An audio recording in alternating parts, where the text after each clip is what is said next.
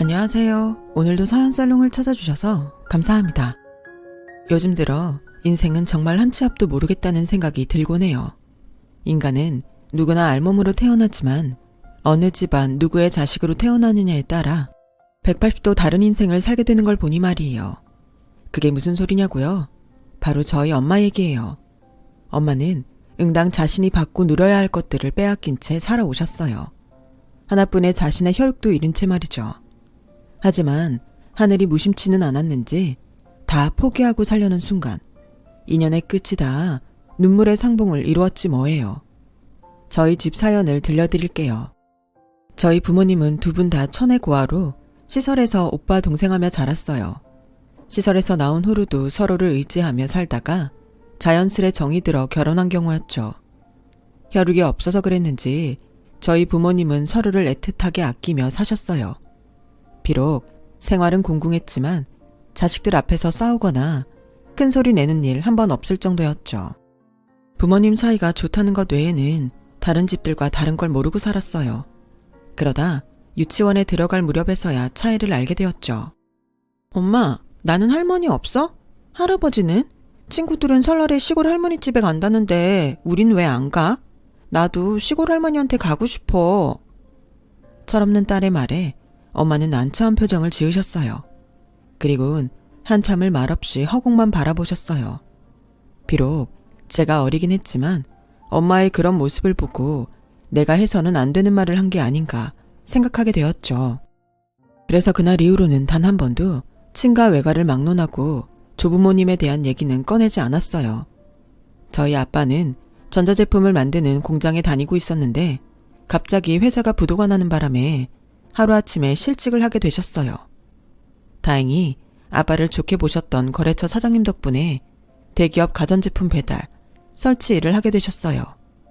일이 고되긴 했지만 그만큼 수입은 좋아서 공장에 나가실 때보다 벌이는 더 좋았어요. 하지만 기계 도움 없이 몸으로 커다란 냉장고며 세탁기, 에어컨 같은 덩치 큰 기계를 날라야 했기 때문에 몸이 성할 날이 없었어요. 특히 여름에는 일을 마치고 집에 돌아오실 때면 출근할 때와 달리 얼굴이 홀쭉해 있곤 했죠. 게다가 더위 때문에 입맛도 사라져서 밥도 제대로 못 드시고 물만 찾았어요. 결국 그 일을 하면서 아빠는 허리와 무릎 관절에 이상이 생겼어요. 그러다 결국 제가 대학에 들어가던 무렵 일을 그만두게 되었죠. 엄마는 식당에서 서빙 일을 하셨는데 부지런하고 성실한 모습이 마음에 들었던 식당 사장님은 분점을 내줄 테니 장사를 해보라고 권유하셨고 그 덕분에 그간 모아둔 돈으로 저희 부모님은 식당을 차리게 되었어요. 아무리 사장님의 도움으로 재료상이며 레시피를 전수받았다고는 하지만 경기 불황으로 한 2년간은 적자를 면치 못했어요. 그래서 가게를 접어야 하나 고민을 하기도 했죠. 그래도 사람이 죽으란 법은 없었는지 유명인 SNS에 저희 가게 사진이 올라가서 그걸 보고 찾아온 손님들 덕분에 매상이 점점 올라갔어요. 그렇게 3년이 지나고는 그 골목에서 매출이 가장 높은 가게로 성장했어요. 저는 부모님이 맞벌이를 하시는 바람에 일찍부터 집안 살림이며 동생 건사하는 일을 도맡아 해야 했어요. 하지만 한 번도 그게 힘들다는 생각은 한 적은 없어요. 상황이 그러니 당연한 일로 받아들이고 살았으니까요. 대학에 들어간 이후에도 소개팅이니 연애 같은 건 꿈도 못 꾸고 살았어요. 강의가 끝나면 바로 집에 돌아와서 중학생인 동생을 챙겨야 했거든요. 그러다 가게 장사가 잘 되고 덕분에 동생이 학원을 다니게 되면서 저도 4학년쯤 돼서는 더 이상 집안일 때문에 뛰어다니지 않아도 되었어요. 그리고 난생 처음 소개팅도 하게 됐죠. 한창 취직 준비를 하던 때라 한사코 사양했지만 제 처지를 잘 아는 친구들이 졸업 전에 처음이자 마지막으로 한번 나가보라고 등 떠밀어서 나가게 됐어요. 그리고 거기서 지금의 제 예랑을 만나게 되었죠. 예랑은 저와는 3살 차이로 졸업을 앞둔 대학 4학년이었어요. 일찌감치 취업에 성공해 입사 전까지 그동안 못해본 소개팅도 하고 여행도 하고 있다고 하더라고요. 그 얘기를 들으니 내가 지금 여기서 뭐하고 있나 싶었어요. 내 코가 석자인데 무슨 소개팅을 한다고 이러고 있나 싶었죠. 그렇게 생각하면 평생 걱정만 하다가 불행하게 생을 마감하게 될 거예요. 오늘 소개팅 자리에 안 나왔다고 취직을 하는 것도 아니고 괜히 마음만 졸이면서 책상 앞에 앉아있을 거 아니에요. 그럴 바엔 하루 신나게 놀면서 취업 스트레스라도 날리세요. 그럼 내일은 조금 더 가뿐하게 책상 앞에 앉을 수 있을 거예요.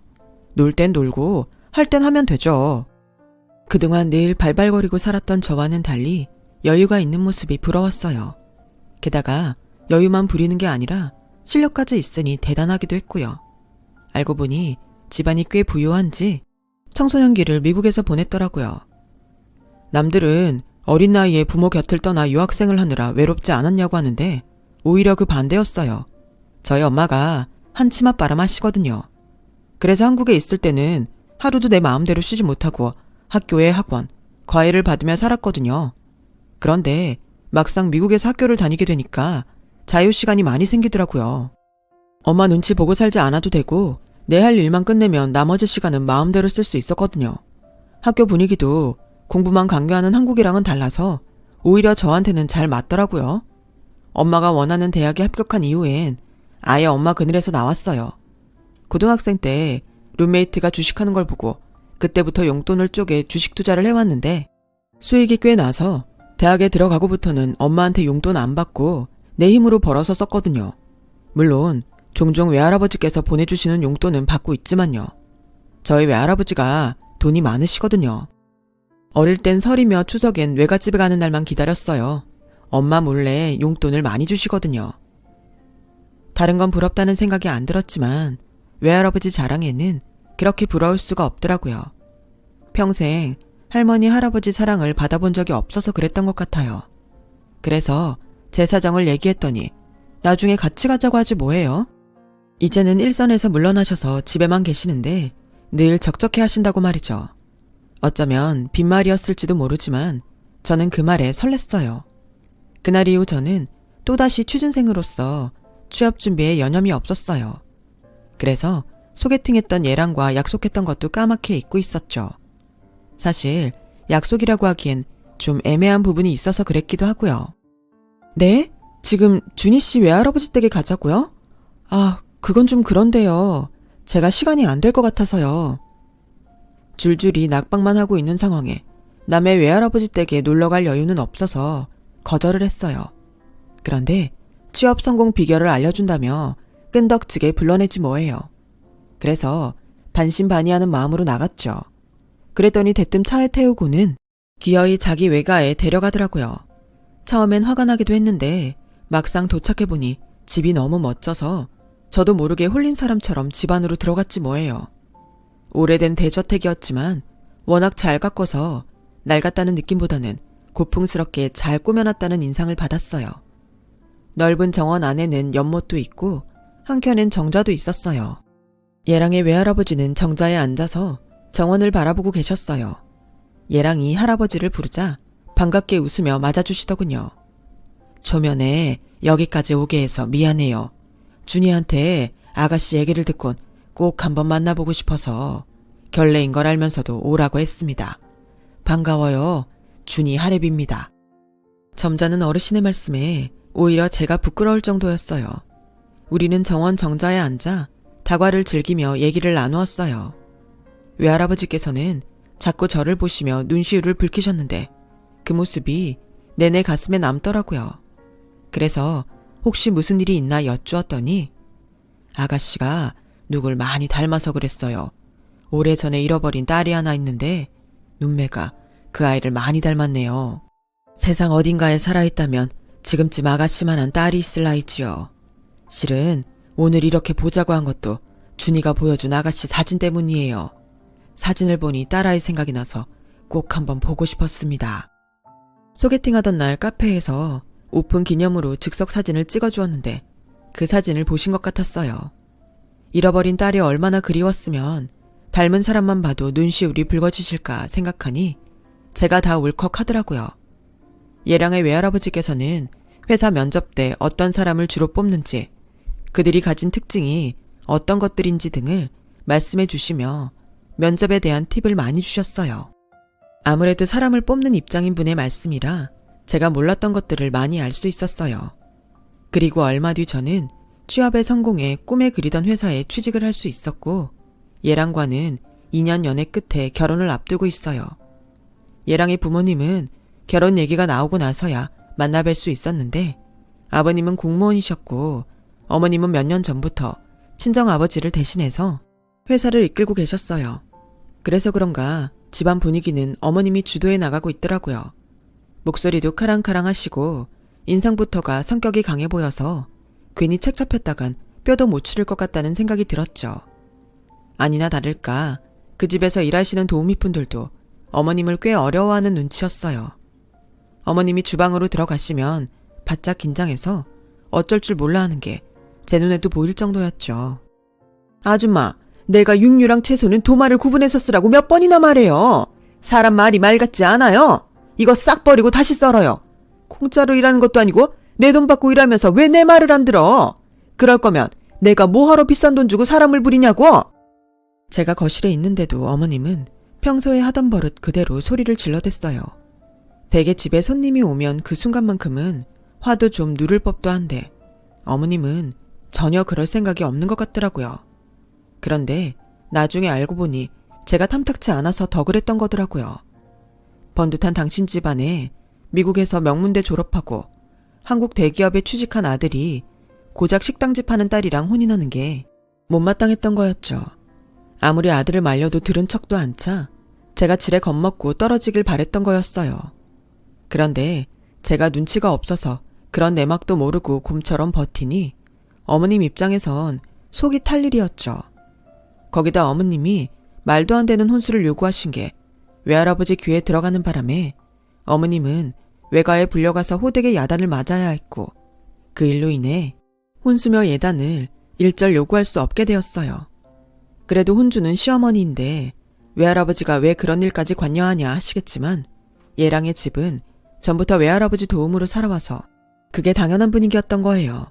공무원인 아버님은 원래 외할아버지 회사의 직원이었는데 장인만 믿고 회사에서 차고를 치고 다니다 일을 안 외할아버지께서 쫓아내셨다더라고요.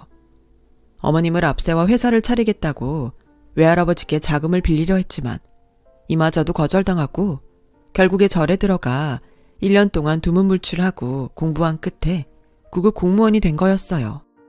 외할아버지께서 제 밥벌이 하기 전에는 절대 집에 오지 말라고 하셨다더라고요. 남편이 밥벌이를 제대로 못하니 친정 도움에 기대 살았던 탓에 아직도 어머님은 친정아버지를 받들고 사세요. 그런 아버지께서 예비 손주며느리 사랑이 지극한지라 어머님은 불만도 말 못하고 벙어리 냉가슴만 앓는 셈이죠. 할아버지께서 저를 예뻐해 주시니 저도 얘랑의 외가에 자주 찾게 되더라고요. 물론 할아버님 댁에 상주 도우미가 있긴 하지만 그래도 걱정이 됐거든요. 그래서 특별한 일이 없어도 화과자를 사들고 할아버님을 뵈러 가곤 했어요. 그날도 바쁜 얘랑 대신 제가 할아버님을 찾아뵙고 있었는데 도우미 아줌마가 창고 정리를 하고 계시더라고요. 여자 혼자 나르기 힘든 짐도 있어서 저도 따라 내려가 짐 정리를 도왔는데 거실에서 보았던 가족사진과 다른 가족사진 액자가 있지 뭐예요. 사실 이 애가 이 댁 진짜 딸이야. 7살 땐가 8살 땐가 암튼 학교에 들어가기 전이었는데 집 근처에서 놀고 있는 걸 누가 데려갔다지 뭐야. 사람을 써서 전국팔도를 싹 다 뒤졌는데 결국 못 찾고 시설에 있는 그 또래 아이를 입양한 거지 뭐. 아유 나 좀 봐. 이 얘기 나주머니가 하지 말라고 했는데 주책을 떨었네. 저기 시어머니한텐 내가 이런 말 하더라고 절대 얘기하면 안 돼. 성질이 더러워서 날 가만 안 둘 거야. 내가 부탁 좀 할게. 겉으로 봐선 평생 부잣집 딸로 떵떵거리며 살아온 것 같던 어머님이 입양하였다니 좀 놀랍더라고요. 그래서 그렇게 외할아버지 말에 꼼짝도 못했던 건가 싶기도 했어요. 그런데 그보다 진짜 이 집 딸이라는 그 아이 얼굴이 어디서 많이 본 얼굴 같지 뭐예요. 그럴 리가 없는데 말이죠. 아무튼 그 일이 있고 얼마 지나지 않아 아빠가 회사로 전화를 했더라고요. 얼마나 화가 났는지 수화기 밖으로 아빠의 한숨소리가 들릴 정도였죠. 뭐? 어머님이 엄마를 불러다 일을 시켰다고? 아니 왜? 그걸 알면 내가 너한테 전화를 했겠니? 꼴랑 햄버거 하나 던져주고는 하루 종일 빨래며 청소, 거기다 자기가 입고 던져둔 속옷까지 손빨래 시켰다더라. 세상에 이게 말이나 될 일이냐? 그 집이 얼마나 대단한 집안인지는 몰라도 이게 사돈지간에 있을 수 있는 일이냐고. 순에 빠진 네 엄마는 혹여 내가 시댁에서 책 잡힐까봐 싫다는 말도 못하고 종처럼 그 집 일을 하고 왔나 모르지만 아빤 생각이 다르다. 네 엄마한테 그런 짓을 할 사람이면 며느리 너한테 심하면 심했지 절대 덜 할 사람 아니란 게 아빠 판단이야. 그러니 애초에 그런 집엔 안 들어가는 게 상책이란 소리다. 이 결혼 다시 생각하자. 아빠는 이미 마음 정했으니까 너도 마음의 준비를 하는 게 좋을 거야. 난 다른 건 몰라도 내 아내한테 함부로 하는 인간은 못 참는다. 그게 남이든 뭐든 간에 말이야. 내가 정이 아빠 말을 안 따르겠다면 식장에 너 혼자 들어가도록 하고 앞으로 내 얼굴 볼 생각 마. 폭풍처럼 울분을 쏟아낸 아빠는 그렇게 전화를 끊었어요. 수화기를 내려놓는 제 손이 파르르 떨리더라고요. 다른 사람도 아니고 세상에서 가장 어렵다는 사돈한테 그딴 막대먹은 짓을 하는 예비 시어머니 때문이었죠. 그래서 얘랑한테 전화해 따졌어요. 암튼 난 이번 일 꼭 사과 받아야겠어. 그러니까 자기가 어머님이랑 상의해서 어떻게 할 건지 정해. 세상에 어떻게 이럴 수가 있어? 일단 진정하고 내가 엄마랑 통화해본 다음에 다시 전화할게. 그렇게 전화를 끊은 얘랑은 이틀이 지나도록 연락이 없었어요. 그리곤 3일째 되던 날인 그 주 주말에 어머님이 저희 식당으로 찾아왔어요. 그런데 제 예상과는 다른 전개가 펼쳐졌지 뭐예요. 사과를 하러 온 줄 알았더니 오히려 사과를 받으러 왔더라고요. 이봐요. 대기망가들이 내 보정 속옷 이거 어떻게 할 겁니까? 이거요? 프랑스제라 한국에선 구하지도 못하는 거예요. 귀한 남의 속옷을 망가뜨려 놓고 미안하다는 말을 못할 망정. 뭐요? 나보고 사과를 하라고? 내가 왜 사과를 합니까? 애초에 내가 뭘 했어요? 이거 비싼 거니까 세탁기 돌리지 말고 손으로 조물조물해서 빨라고 했어요? 안 했어요? 입 있으면 말해봐요. 아니, 이 사람이 지금 뭐 하는 짓이야? 댁이 뭔데 내 안 사람한테 빨래를 시켜요? 내 안 사람이 그 직 신모입니까? 당신 몸종이에요. 그래놓고는 사과는 못할 망정 속옷이 어쩌고 어째? 에잇, 상종 못할 인간 같은 이라고. 당신 같은 인간 말종하곤 사돈 못 맺겠으니까 결혼은 없던 걸로 하고 당장 내 가게에서 나가요. 사람이 아무리 돈 좀 있다고 이러는 거 아닙니다. 당신 이러는 이유 모를 줄 알아요. 잘난 시어머니 유세 떨며 혼수며 예단 가지고 트집 잡고 싶은데 그거 못하게 돼서 화풀이 하는 거 아닙니까? 내 말이 틀려요? 대기 아주 잘하시네요. 애초에 나는 이런 집구석이랑은 사돈은커녕 어울리고 싶지도 않았어요. 없으면 없는 대로 비슷한 수준이랑 만나 결혼할 것이지 어디 내 아들을 넘봐. 쥐뿔도 없는 것들이 욕심은 많아선 몸뚱아리 하나 비비고 들어와 그 재산을 다 먹으려고? 어림없지. 암튼 이 집에서 먼저 파나져고 한 거니까 나중에 딴소리 마세요. 이왕 결혼도 모르는 판이니까 내가 보정 속옷값은 안 받겠습니다. 없이 사는 사람들한테 이 정도의 아량은 베푸는 게 사회 지도층으로서의 노블레스 오블리주 아니겠어요? 예비 시어머니는 끝까지 꼴값을 떨며 자기 멋대로 짓거리곤 가려고 했어요. 잠깐만요. 그 전에 깜빡하시게 있는 것 같은데요. 저희 엄마한테 사과하셔야죠. 저희는 사과 꼭 받아야겠어요. 사과는 무슨? 우리 집 일 좀 한 게 그렇게 억울한 모양인데. 알았다. 그리고는 지갑을 열어 5만 원짜리를 꺼내 내밀었어요. 5시간 일했으니까 5만 원인데 거기서 햄버거 값 5,600원 빼면 44,400원이네. 5,600원 거슬러 다오. 기가 막혀서 정말. 그 꼴을 보고 있던 아빠는 5만 원짜리를 예비 시어머니 얼굴에 집어던지곤 소리쳤어요. 이거 들고 당장 여기서 나가. 안 그럼 영업방해로 고소할 테니까. 그러자 예비 시어머니는 5만 원짜리를 주워들곤 쌩하니 가게를 나갔어요. 기가 막혀서 말은 안 나왔지만 내심 다행이란 생각이 들더군요. 아빠 말대로 파혼 안 했으면 평생 저런 사람을 시어머니로 모시고 살아야 했을 걸 생각하니 아찔했거든요. 그날 밤 얘랑은 소식을 듣고 우리 집에 찾아왔지만 아빠는 문도 열어주지 않고 돌려보냈어요. 다시는 연락하지 말라는 말과 함께요. 이후 얘랑과는 밖에서 따로 만나 상황을 정리했어요. 다행히 아직 예식장도 정하지 않은 상태라서 양가 모두 손해를 볼 일은 없었죠. 시간이 흘러 저는 또다시 결혼을 앞둔 상황이 되었어요. 전남친과 헤어지고 1년쯤 지났을 무렵 아빠 지인분의 주선으로 선을 봤는데 그때 만난 사람이 마음도 잘 통하고 집안도 저희랑 비슷한 형편이라서 편하게 1년 반 정도 사귀다 이번에 결혼을 하게 된 거예요. 한 번의 실패를 이미 경험한 터라 시부모님 자리를 좀 더 유심히 보게 되었죠. 다행히 두 분 다 성격이 유한 분들이라 안심이 되었어요. 제 결혼을 앞두고 부모님은 가게 근처로 이사를 하게 되셨어요. 동생이 지방도시에 취직을 하면서 독립을 한 바람에 두 분이 살기 편한 곳으로 이사를 결심한 거였죠. 포장 이사를 시켜서 따로 짐을 나를 필요는 없었지만 오랜 시간 살았던 집이라 창고에 정리해야 할 물건들이 많았어요. 어릴 때 가지고 놀았던 장난감이며 스티커 노트 등 추억이 담긴 물건들이 잔뜩 나와서 그 물건을 가지고 수다를 떠느라 일은 속도가 나지 않았죠. 그런데 그 안에서 엄마 아빠가 시설에서 지내던 시절 찍은 사진이 나온 거예요. 저는 처음 보는 사진이었죠. 부모님께는 아픈 시절인지라 사진도 꽁꽁 숨겨둔 채 살았거든요. 그런데 낡은 사진 속 엄마를 본 순간 왠지 어디서 본 듯한 기분이 들더라고요. 가만히 떠올려 보니 전에 사귀던 남자의 외할아버지 집에서 봤던 사진이었어요. 잃어버린 친딸과 함께 찍은 거라던 바로 그 가족 사진이요. 안 좋은 일로 헤어진 터라 확인을 하자고 연락을 할 수가 없어서 그냥 넘길까 했는데 엄마가 그러시는 거예요. 네 결혼식 날짜가 다가와서 그런가 요즘 들어 내 친부모님에 대한 생각이 더 나는 것 같아. 내 부모님은 어떤 분이었을까 하고 무슨 일이 있었는지 시설에 들어가기 전에 있었던 일이 기억이 안 나거든.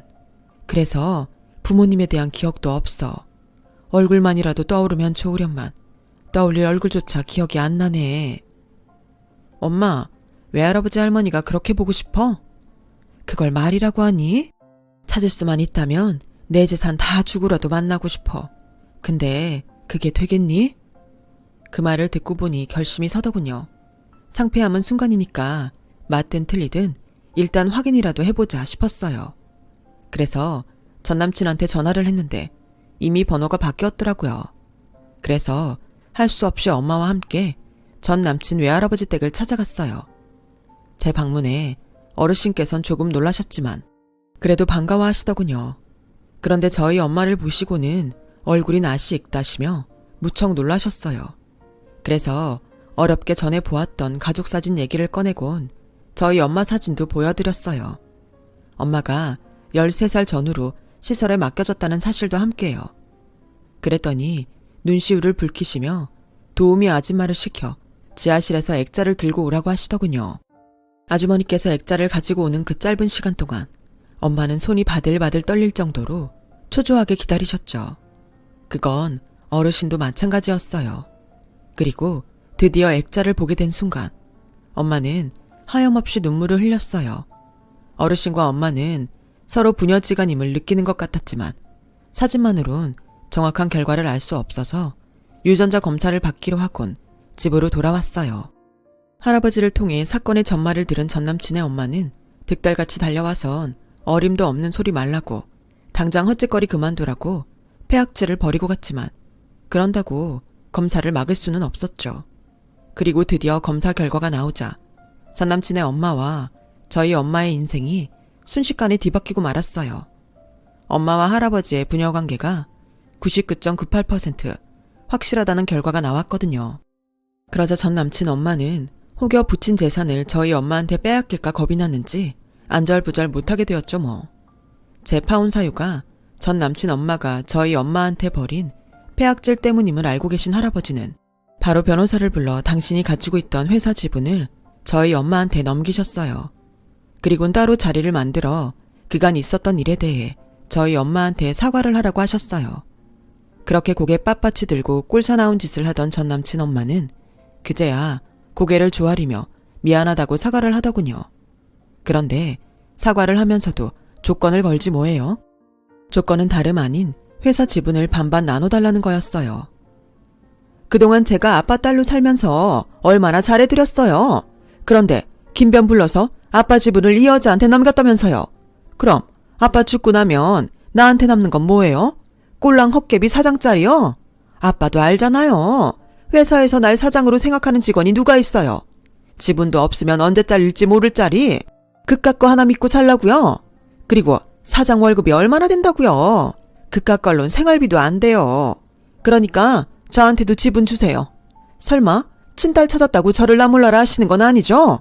부모라면 자식 부양에 의무가 있는 거라고요.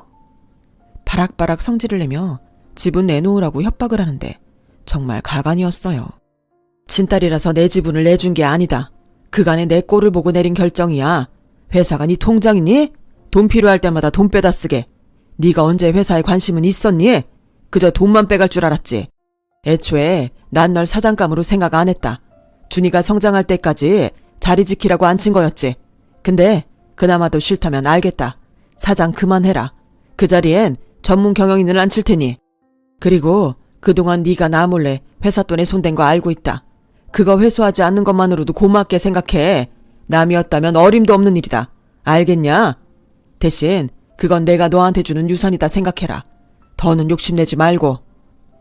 결국 전남친의 엄마는 사장 자리에서도 내려오게 되었어요. 할아버지 옆자리도 저희 엄마한테 뺏기고 말았고요. 저희 부모님이 할아버지 댁으로 들어가 살기로 했거든요. 이제 연세도 많이 드셔서 언제 어떻게 될지 모르는 상황이라 한순간이라도 더 같이 살고 싶으셨던 거죠. 너무도 늦게 만난 두 분이 오래오래 부녀간의 정을 나누며 사시길 바랄 뿐입니다. 잃어버린 시간이 아쉽지 않도록 말이죠. 사람 일 정말 한치도 모르는데 돈 좀 몇 푼 있다고 다른 사람 무시하는 꼴이 영 추잡하더니 주는 대로 받고 살겠죠 뭐. 지금까지 제 사연을 들어주셔서 감사합니다. 건강 잘 챙기시고 행복한 하루 보내세요. 여러분, 사연 댓글에 응원과 현명한 조언 부탁드려요. 좋아요와 구독은 저에게 큰 힘이 됩니다. 오늘도 좋은 일 가득하세요.